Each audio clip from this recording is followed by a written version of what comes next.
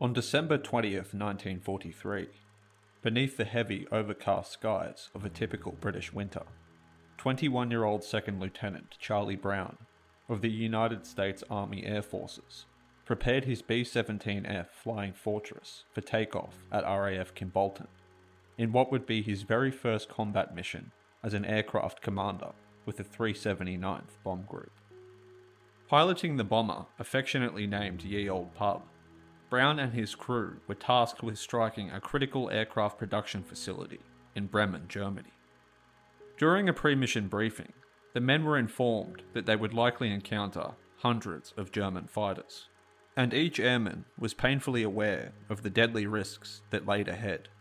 However, none could have anticipated the harrowing ordeal or the extraordinary act of mercy that awaited them in the skies above war-torn Europe. After crossing into German airspace without incident, Ye Olde Pub prepared to begin its 10-minute bombing run over Bremen at an altitude of 27,300 feet. Though before the crew could successfully release their payload, disaster struck. A barrage of precise flak tore through the bomber's nose, shattering the plexiglass and knocking out the No. 2 engine. The No. 4 engine, which was already compromised, suffered further damage and had to be throttled back to avoid overspeed. As the damaged bomber slowed, Brown was unable to stay with his formation and fell back as a straggler. Alone and exposed, Ye Olde Pub became an easy target, and for at least the next 10 minutes, more than a dozen German fighters from Jackersfelder 11 swarmed the B-17, launching relentless attacks. After sustaining further damage, engine No. 3 was reduced to half power, leaving the bomber with only about 40% of its total engine capacity. Critical systems, including oxygen, hydraulics, and electrics, were also severely hit, further compromising the crew's ability to stay airborne. Throughout the skirmish, the crew had also suffered devastating casualties. The tail gunner, Technical Sergeant John Eckenrode, was killed instantly by a direct hit. Sergeant Alex Yelisenko took critical shrapnel wounds to the leg. Technical Sergeant Richard Peckout was struck in the eye, and Brown had also been shot in the shoulder. To make matters worse, the morphine syrettes aboard had frozen solid in the extreme cold, hindering any attempt at effective first aid. Adding to their plight, the radio had been completely destroyed, cutting off all communication. As Ye Olde Pub continued to limp through the sky, it was soon spotted by German forces on the ground, including Oberleutnant Franz Stigler, a seasoned Luftwaffe fighter ace, with 27 aerial victories to his name. After quickly refueling and rearming at a nearby airfield, Stigler took off in his Messerschmitt Bf 109 and rapidly closed in on the crippled bomber. As he approached, Stigler was able to see right through the gaping hole torn in the bomber's fuselage, revealing a scene of devastation, with the crew slumped at their stations and the aircraft barely holding itself together.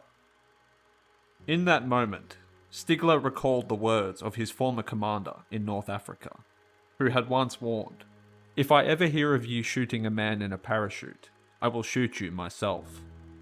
Many years later, Stigler would explain that in his eyes, the battered crew of the Ye Olde Pub were already as vulnerable as men descending in parachutes, and he simply could not bring himself to fire upon them.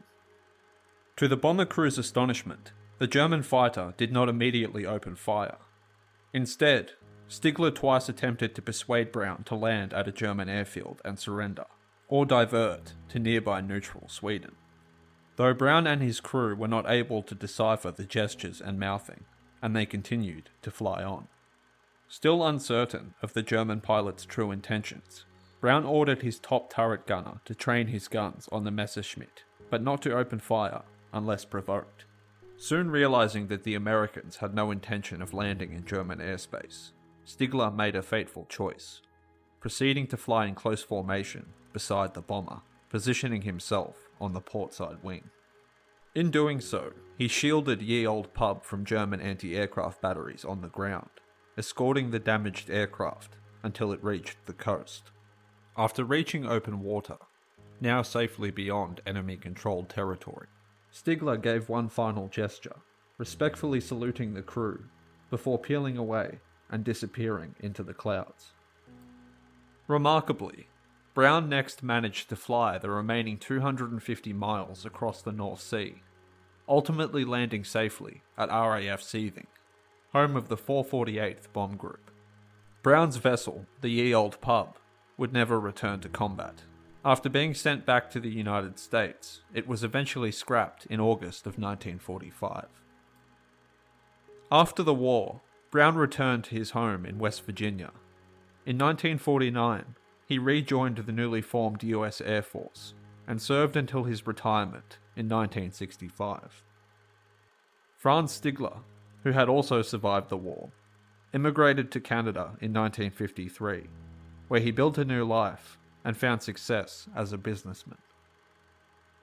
In 1986, Brown was invited to speak at a reunion of combat pilots held at Maxwell Air Force Base in Alabama. During a Q&A session, someone would ask if he had experienced any particularly memorable missions during the war, to which Brown recounted the incredible story of the mysterious German fighter pilot who had spared his life. After that day, Brown became determined to track down the unknown pilot. For the next 4 years, he would comb through US and West German military archives, though nothing relevant would surface. In a final bid for answers, he reached out to a Combat Pilot Association newsletter, describing the encounter in detail and asking if anyone knew the identity of the German pilot. A few months later, much to his surprise, he received a letter from Stigler, claiming that he was the one Brown was looking for. When the pair next spoke on the phone, Stigler described the incident in vivid detail, right down to the damage on Brown's bomber, leaving no doubt that he was indeed the pilot from that fateful day. From then onwards, the two former enemies forged a deep friendship, one that lasted for decades. Both Brown and Stigler would pass away in 2008, only months apart from each other.